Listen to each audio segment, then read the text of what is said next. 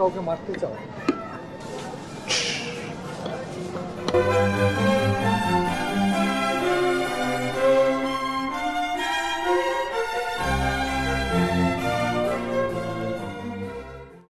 নমস্কার বন্ধুরা, আমরা আজ এক শীতের সন্ধ্যায় আপনাদেরকে প্যারিসের ক্রিসমাস এবং নিউ ইয়ারের লাইটিং এবং বিভিন্ন ঐতিহাসিক জায়গা দেখাতে এনেছি। এই ব্লগটা আমরা যেরকমভাবে করি সেই রকম কিন্তু নয়, একটু অন্যরকম ব্লগ। এটা আশা করি আপনাদের ভালো লাগবে। দাদা, তখন ঝকমক ঝকমক করছে প্যারিস, চারিদিকে শুধু চিম চিম চিম করে লাইট জ্বলছে, আর হাজার হাজার মানুষ এই শীতের মধ্যেও বেরিয়ে পড়েছে। ক্রিসমাস জাস্ট শেষ হয়েছে, কিন্তু তারপরেও এদের কমতি নেই রাস্তায় হাঁটা, বাজারে ঘোরা এবং জিনিসপত্র কেনা।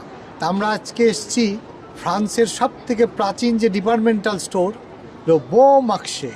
খালি দাদা ফ্রান্সেরই নয়, আমি যতদূর জানি এটা পৃথিবীর সব থেকে পুরনো ডিপার্টমেন্টাল স্টোর লে বো মার্শে। এবং আমরা আছি এখন 7th আররondissement, মানে রিভ গোস, মানে সিয়েন নদীর বাঁ পাশে। 1838-এ দুই ভাই এর হাত ধরে, পল এবং জুস্তিন রিদো, এই দুজনের হাত ধরে এটা শুরু হয় একটা হ্যাবারড্যাশেরি হিসাবে। এখানে চুলের ফিতে, রিবন, সবকিছু পাওয়া যায়, হ্যাঁ না তেনা, সেই যে জিনিসগুলো পাওয়া যেত সেইটা এখানে শুরু হয়েছিল 750 স্কোয়ার ফিট দিয়ে একটা দোকানে, সরি ওই 1250 স্কোয়ার ফিট দিয়ে। কিন্তু কি হলো, 1852 সালে এক ওই সাহেব আরিস্তাদ বুচিসং, ওনার হাতে পড়ে এটা কিন্তু বদলে গেল, পুরো রেনোভেট করে আবার নতুন করে শুরু করলেন। না, উনি এসে কনসেপ্টটা বদলে দিলেন। উনি বুঝতে পারলেন যে এই দোকানগুলোকে, যেগুলোকে মানে এই ছোটো ছোটো যে ব্যবসাগুলোকে, এই ব্যবসাগুলোকে যদি দাঁড় করাতে হয় তাহলে কনসেপ্টটা বদলাতে হবে। প্রথম কথা, এই মলটাকে বিভিন্ন বাড়ি আশপাশে যেগুলো ছিল সেগুলোকে কেনা শুরু করলেন। এবং এটা 1852 সালে তৈরি হলেও এটা কিন্তু আস্তে আস্তে এর পাশে গ্রন্ড এপিসারি 1869 সালে এটা তৈরি হলো। এই পাশেই একটা বাড়ি কিনে, এবং সেটা আমরা যাব ওই গ্লাস এপিসারিতে, হ্যাঁ, গ্লাস ওয়াকওয়ে দিয়ে। তার সাথে উনি এখানে প্রথম সুইম স্যুট ডিসপ্লে করালেন 1869 সালে। 1870 সালে এখানে উনি ইন্ট্রোডিউস করালেন দুটো নতুন জিনিস, একটা মেডস রুম, মানে যারা দূর থেকে এখানে কাজে আসতো সেই তাদের জন্য বিভিন্ন রকম থাকার ব্যবস্থা, যাতে তাদের অসুবিধা না হয়। আর তার সাথে আরেকটা জিনিস করলেন, রিডিং রুম ফর জেন্টেলম্যান, মানে বউরা এসে শপিং করবে, ওনারা বই পড়বেন। এবং সেই সময় এসক্যালেটার চালু করালেন, এবং এই এসক্যালেটার সেই সময়ের এক বিস্ময়।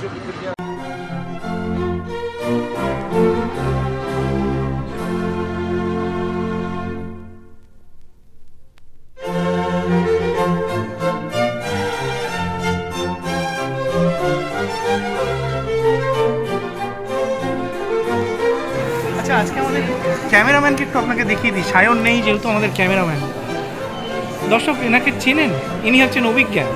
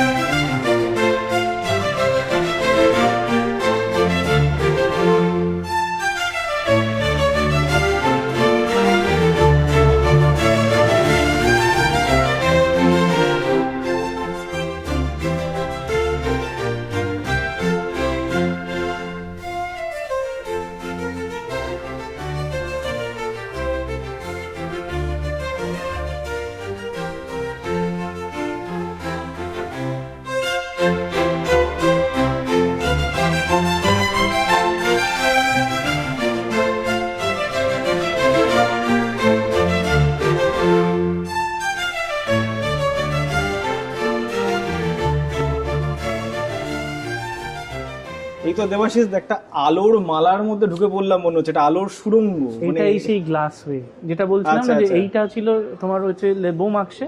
এই বাড়িটা পরে কিনে এখানে গ্রন্ড এপিসারি, আমরা বো মার্শে দিয়েই তো ঢুকলাম, বো মার্শে দিয়ে মানে ঢুকলাম। এখনো তো ওর মধ্যেই আছি। এখনো না, এইবার আমরা এই রাস্তার উপরে, আমি ওই দাদাকে দেখাতে বলবো যে এখানে রাস্তা, এই রাস্তাটাকে, আচ্ছা, এটা গ্লাস ব্রিজ রাস্তার উপরে, এটা গ্লাস ওয়াকওয়ে বলে। আচ্ছা।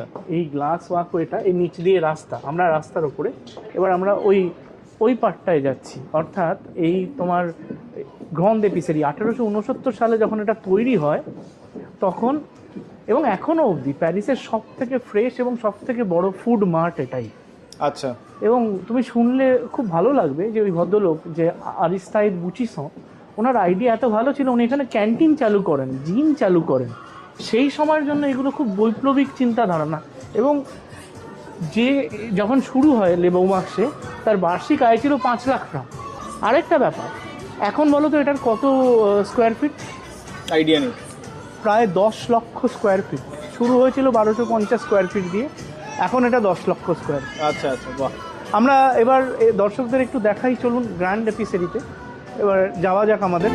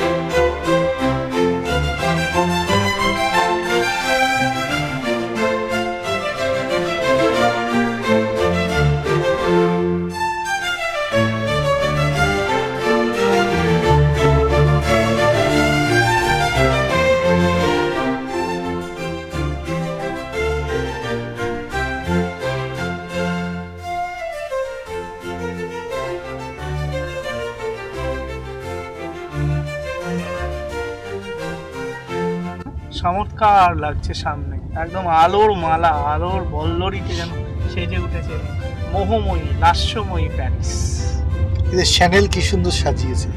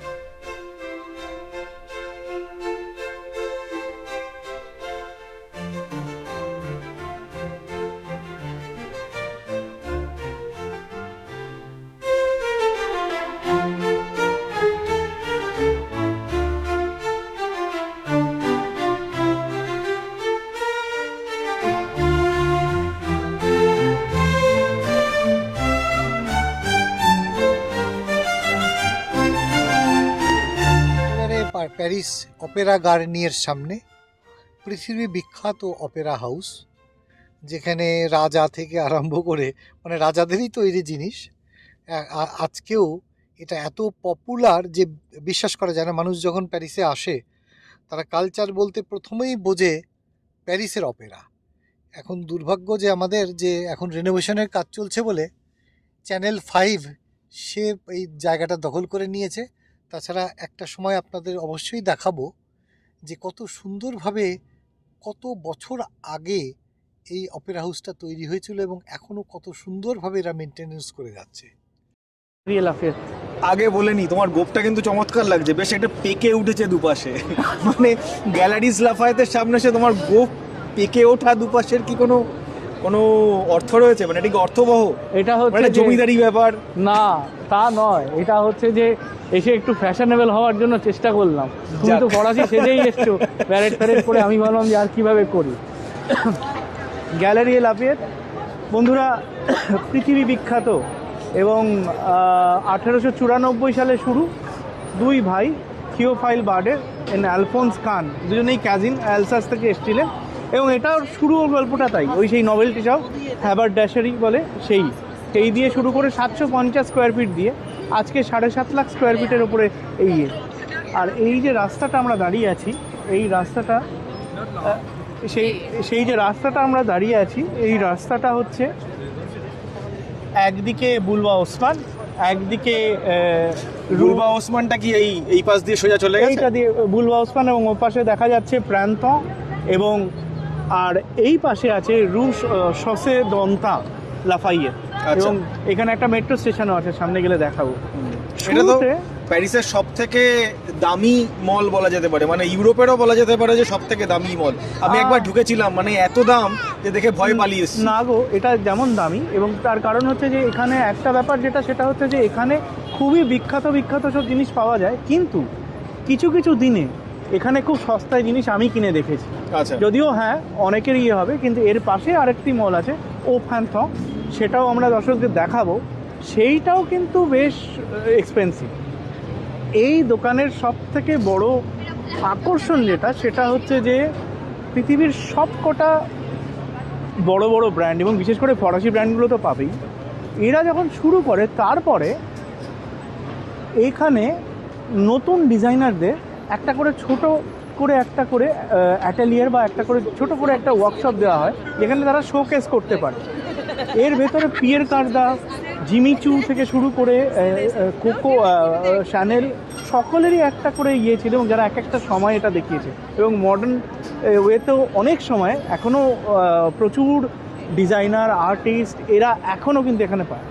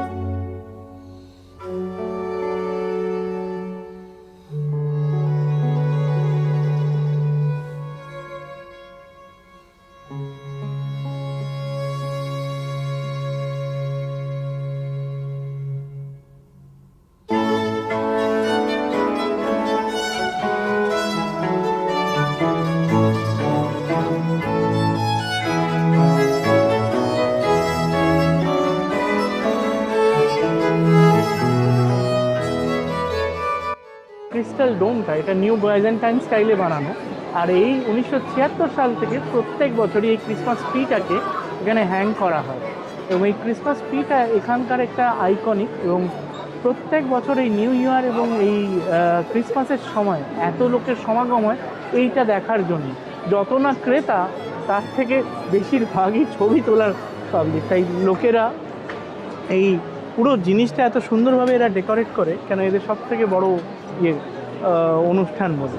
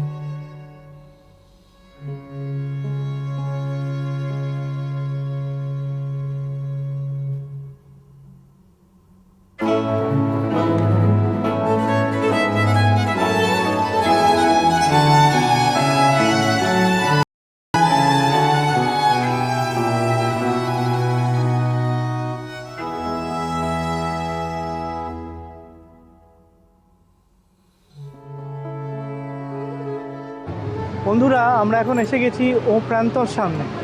এটাও 1865 সালে জুলস জালুজো এবং ওনার ওয়াইফ অগাস্টিন জালুজো শুরু করেন। এদের কিন্তু শুরু থেকেই ফোকাস ছিল যে বিউটি, ফ্যাশন, এবং তার জন্য এই ফোকাসড একটা স্টোর। এবং শুরুতে এরাও খুব ছোটোভাবে শুরু করলো, এখন বিশাল বড় একটা ব্যাপার, আর সব টপমোস্ট ব্র্যান্ড পাওয়া যায়। কিন্তু এরা দুটো জিনিস ইন্ট্রোডিউস করেছিল, যেটা আমি বন্ধুদের জানাবো, যে রেভলিউশনাইজ করে বিজনেসটাকে কীভাবে। প্রথমবার প্রত্যেকটা জিনিসের একটা ফিক্সড প্রাইস, এবং সেটা খুব কম, যাতে মিডল ক্লাসের জন্য রাখতে পারে। তার আগে কী হতো, যে কোনো বাজারে গিয়ে প্রচণ্ড দরদাম হতো।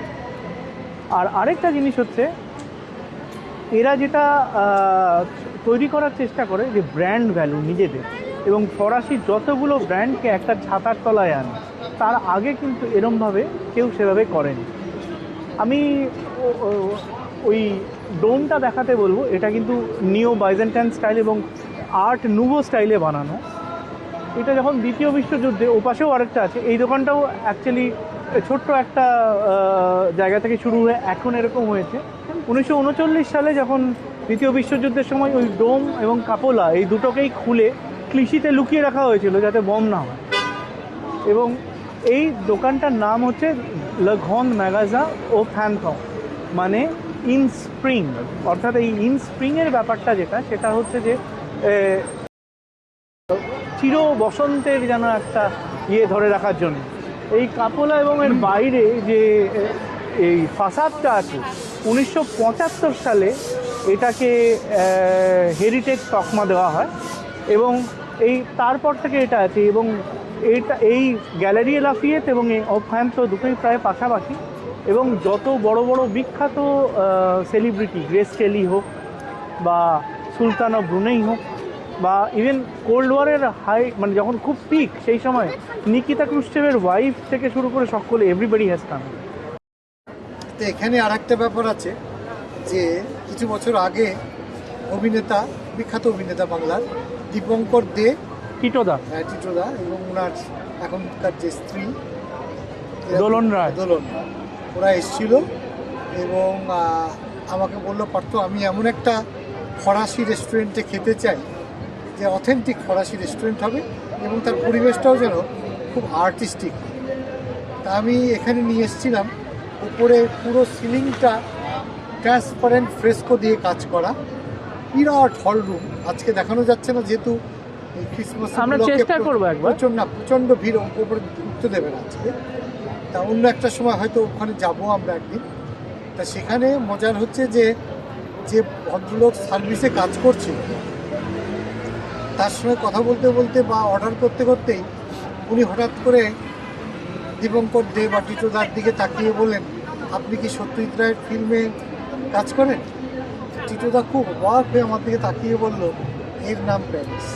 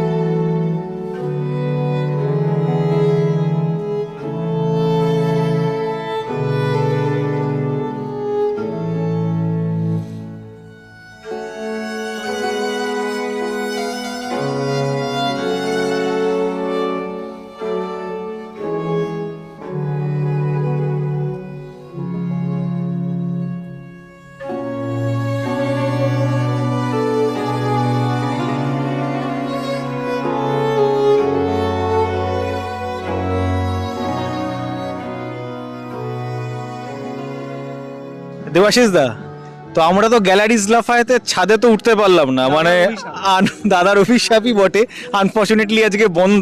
কিন্তু তার বদলে কিন্তু আমরা আরেকটা জায়গাতে চলে এলাম যেখানে অনেক কম লোক আসে, প্রান্তম্পের ছাদে, এবং একদম পাশে এবং মোটামুটি একই রকম ভিউ। হ্যাঁ, খালি ছাদটা একটু ছোট। আমি এখানে দুটো জিনিস বলবো, যে প্যানোরামিক ভিউ অফ প্যারিস, এখান থেকে ওপেরা, অ্যাভালি, আইফেল, মোপাখনাস এবং জাগদাদের তুইলিয়ারিতে ওই যে দ্য সার্কেল অফ প্যারিস, ওটাও লাগিয়েছে, সবই দেখা যাচ্ছে।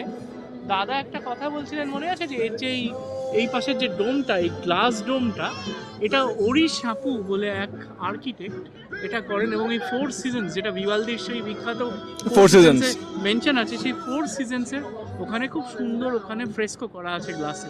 আচ্ছা, আমরা যদি পারি এখন দেখাবো।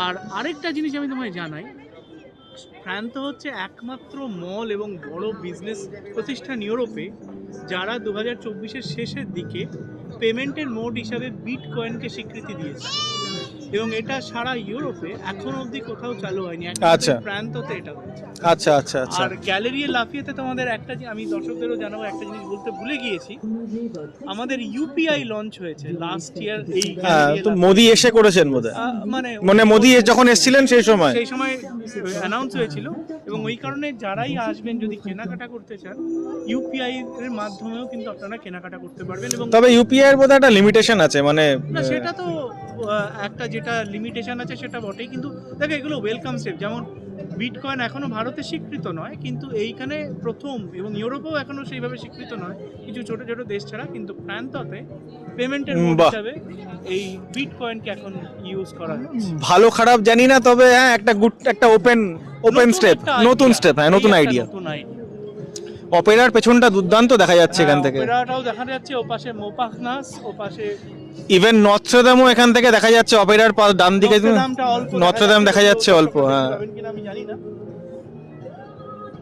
আর অবশ্যই অপেরাটা তো দেখা যাচ্ছে, আর প্যান্থিয়ন দেখা যাচ্ছে ওখানে, প্যান্থিয়ন, লেজ আভালিদ, আইফেল, সবই প্রায় দেখা যাচ্ছে, দারুণ। হ্যাঁ, সালাজারটাও দেখা যেত হয়তো দিনের বেলা হলে, এখন সালাজারটাও দেখা যাচ্ছে না।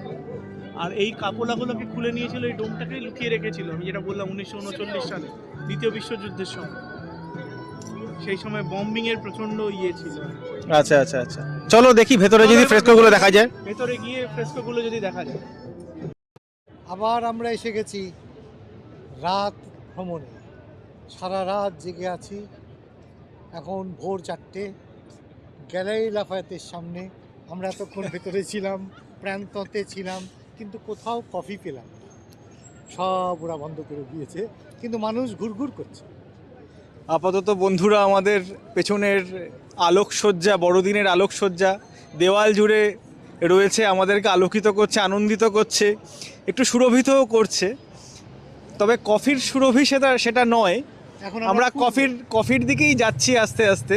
চলুন শঁজেলিজেতে গিয়ে আমরা খুঁজি একটু যদি কফির খোঁজ পাওয়া যায় কিনা।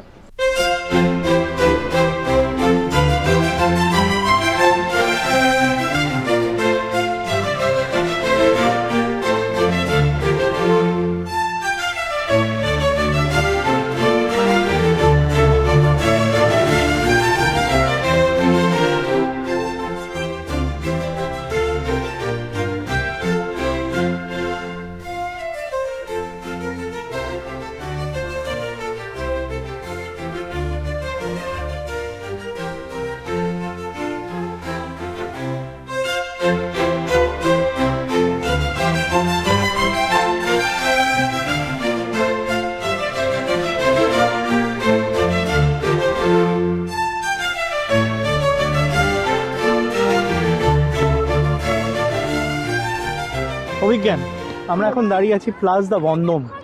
একদম প্রোনাউন্সিয়েশনটা যদিও বদম হবে, কিন্তু এর ইতিহাসটা জানো কিনা জানি না।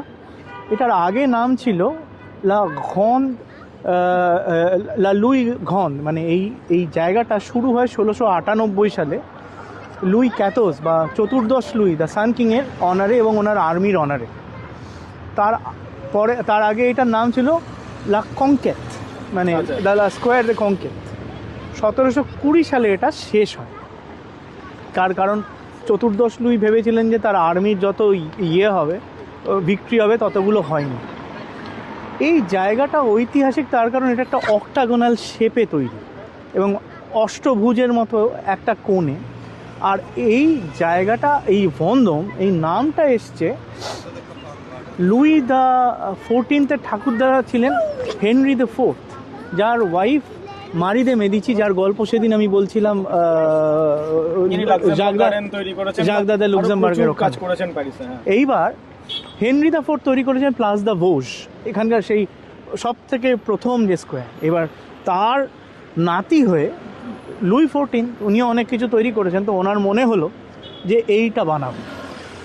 এই জায়গাটা উনি তারপরে এই বানানো শুরু করেন এবং এই এখন যেখানে এই স্ট্যাচুটা আছে এটা হচ্ছে কলাম দ্য বন্দম। এখানে ওনার একটা ইকুয়েস্ট্রিয়ান স্ট্যাচু ছিল, কিন্তু 1789 ফরাসি বিপ্লব জনতা পুরো ভেঙে দিল। তার একটা পা এখন বেঁচে আছে ওই মিউজে দু কার্নেভালে। আচ্ছা, এইখানে এই কলামটা তৈরি হয় 1806 সাল থেকে। এটা নেপোলিয়ান 3 এর সময় বানানো না, নেপোলিয়ানের সময় বানানো, অস্টারলিটসের লড়াইয়ের পরে। নেপোলিয়ান মানে নেপোলিয়ান বোনাপার্ট, মানে ফার্স্ট রিপাবলিক। এবং 1806 সালে এটা বানানো হয় অস্টারলিটসের লড়াইয়ের পর, তখন নেপোলিয়ান পিকে, ট্রিটি অফ তিলসিতের আগে। এবং এই যে দেখছো 425টা ব্রোঞ্জ পাত আছে, এগুলো কোথা থেকে নেওয়া হয়েছিল জানো? ওই যে জয়েন্ট রাশিয়ান এবং অস্ট্রিয়ান আর্মি ছিল, তাদের 180টা কামান দখল করেন নেপোলিয়ানের আর্মি, সেই কামান থেকে খুলে খুলে নেওয়া হয়। এবং হ্যাঁ, সাংঘাতিক ব্যাপার। এবং এইটা ইন্সপিরেশন হচ্ছে ট্রাজানের কলাম, রোমে যেটা আছে এম্পারার ট্রাজানের কলাম। এবং এই পুরো যতগুলো ব্যাটেলের দৃশ্য এখন রাত্রিবেলা দেখা যাচ্ছে না, এই ব্যাটেলের দৃশ্যগুলো আছে। আর নেপোলিয়ান সেই সময় একটা স্ট্যাচু বানানো হয়েছিল নেপোলিয়ানের, এক হাতে গ্লোব, এক হাতে একটা তলোয়ার। নেপোলিয়ানকে দেখানো হয়েছিল অ্যাজ রোমান সিজার এবং মার্সের প্রতিরূপ।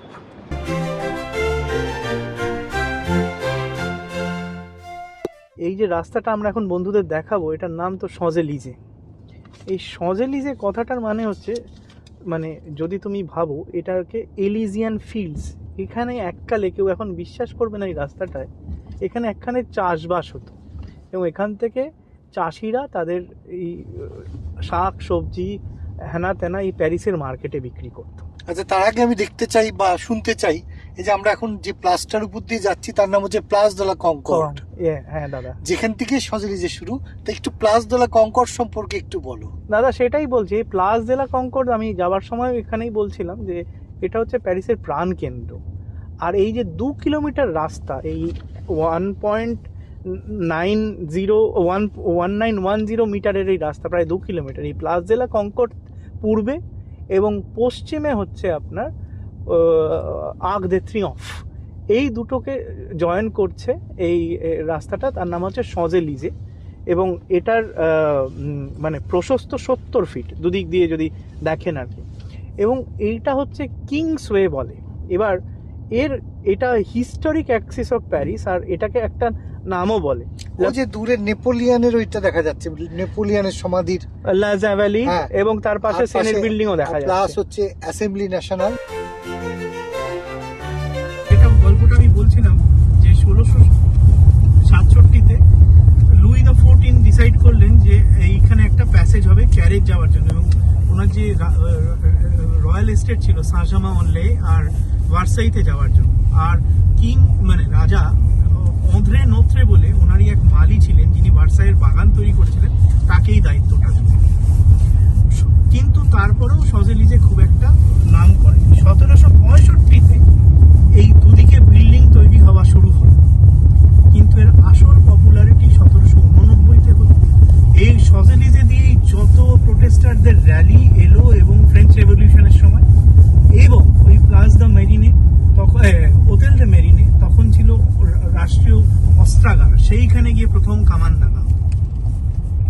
শজেলিজের যদি আমরা এখন নামটা দেখি, এটা অ্যাকচুয়ালি নাম হবে এলিজিয়ান ফিল্ডস। এবার গ্রিক মাইথোলজিতে আছে যে যত গ্রিক গডস আর হিরোজ তাদের মৃত্যুর পর এই এলিজিয়ান ফিল্ডসে যায়। এটার আরেকটা নাম হচ্ছে লা প্লিউ বেল অ্যাভিনিউ, এই পৃথিবীর অন্যতম সেরা অ্যাভিনিউ, শ্রেষ্ঠ সরণি। এবং যত রকমের এখন এই রাস্তার ওপরেই ফ্রান্সের যে national day 14 July Bastille day, তার এই মার্চ পাস্ট গুলো এইখানেই হয়। বিভিন্ন দেশের প্রেসিডেন্ট, প্রাইম মিনিস্টার, সবাই এখানে, মিস্টার মোদি, সবাই এসেছেন। আর এই প্যারিস হচ্ছে প্রমোদ নগরী, এবং এই রাস্তার দুধারে 70 ফুট রাস্তা, এত চওড়া তার দুধারে পৃথিবীর শ্রেষ্ঠ ব্র্যান্ড ক্রিস্টিন দিওর, ব্যালেন্সিয়াগা, মোবলং, তারপরে হচ্ছে লুই ভিতো, পিয়ের আখমে, এলভিএমএইচ। এই রাস্তাটায় যত সেলিব্রিটিরাই আসেন, এই শজেলিজে হচ্ছে পৃথিবীর অন্যতম, আসতেই হবে। মানে শজেলিজে ছাড়া এই একটা গানই আছে না, ও শজেলিজে, ও শজেলিজে। তুমি ভালো গাও তো ফরাসি গান।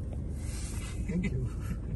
না, এই গানটা হোক, দেবো, আমরা পরে দিয়ে দেবো তোমাদের। অরিজিনালটা শুনুক মানুষ, আমাদের ভোতা গলায় বাঙালি গলায় না শুনে অরিজিনাল গান ও শজেলিজে শুনিয়ে দেবো।